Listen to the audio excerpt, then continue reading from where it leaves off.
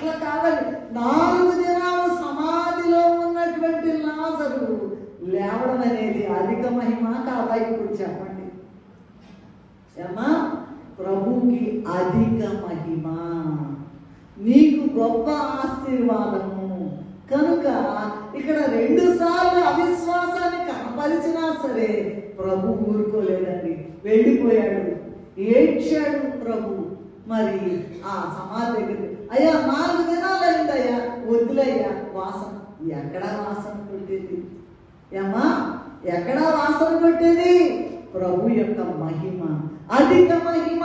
4 దినాలు చనిపోయి సమాధిలో ఉంచబడినటువంటి ఈయన లాజరు యొక్క మాట అనేటప్పటికి 72వ మెట్టు కింద, మెట్టు పైన వచ్చి నుంచుంటే అది ప్రేత వస్త్రాలు తీసేసి బయటికి పంపించారు.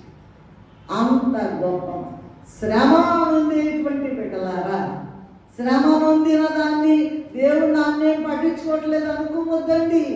దేవుడు నీతో ఉన్నాడు, ఉన్నాడు, ఉన్నాడు, ఉన్నాడు. చాలా అసలు అది beyond our imagination, beyond our imagination. 4 దినాలు సమాజంలో ఉన్నటువంటి లాజరు ఎలా బతుకుతాడండి?